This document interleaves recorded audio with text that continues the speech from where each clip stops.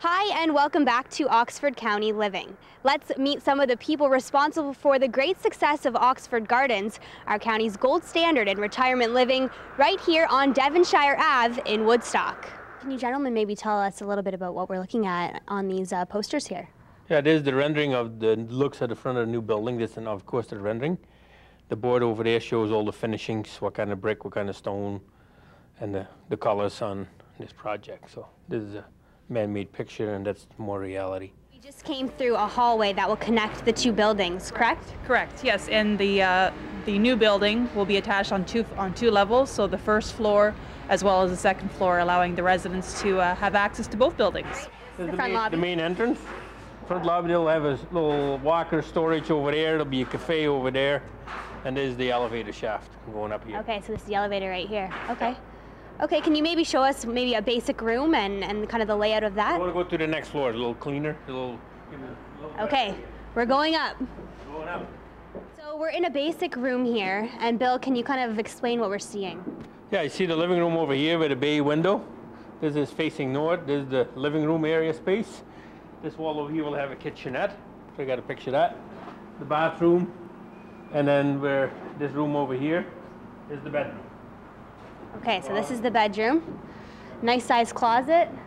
Yeah, so this is what a basic room on the north side of that. When Oxford Gardens opened 2 years ago in the former Woodingford Lodge, they had 100 suites that booked up in under a year and created a waiting list. The second phase that comprises of 84 more suites to satisfy the demand for this type of resort-style living. This used to be the old Woodingford Lodge site. So when the county put a tender package out when they were done using it, they were going to build a new one. We actually were planning one at Sally Creek at the same time. And then for this one, when we started, we joined as partners with Bill to kind of develop it into a retirement home, which was the highest and best use for it. Really wasn't much else we could do with it. So instead of putting the retirement home at Sally Creek, we moved it over here, and we joined partners with Bill to develop the first phase. And we opened that, I think, in '08, and we started this phase just in fall of '11, so we're hoping to be open this September 1st for our opening with all the people here. So, Getting excited? Yeah, it's good. It's an exciting project because we're going to have 185 units when we're done, compared to the 101 that we had originally. So, yeah, our staff's doing a good job. I think we have about 25 rooms already booked, and we have a good waiting list. So, it's a good project. It's filling up pretty quick. So the general contractor on site is actually Oxford Gardens itself. So they're the general contractor on record, and then Sierra Construction and Trigon doing the construction management as teamwork. So since we both own these construction companies, so we let Oxford Gardens be the general contractor. So Bill, tell me a little bit about the amenities offered in this building specifically. So pretty well the whole 90% of the downstairs floor, the lower level is set up for different games and free time spending. So there'll be a cafe in there, a man's room, there'll be a large movie theater.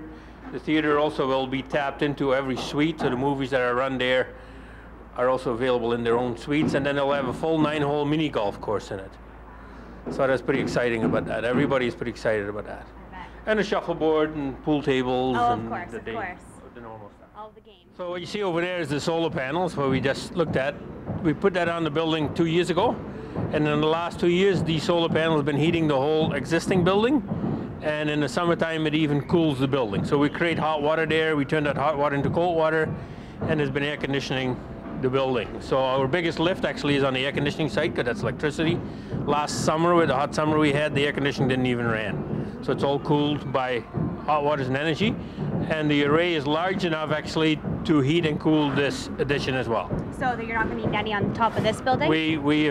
We'll go on the roof and look at, we put some structural steel in there, so if we have to add any more if needed, but the way we can do our calculations, we should be fine with what's here today. The roof was finished already last week. It was airtight or watertight, of course, and today, because of the good weather, they put in the last layer of tar and gravel on. So this is the finished roof product.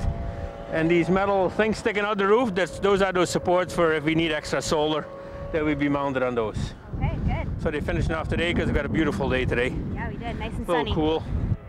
The construction of Phase 2 of Oxford Gardens is not without controversy.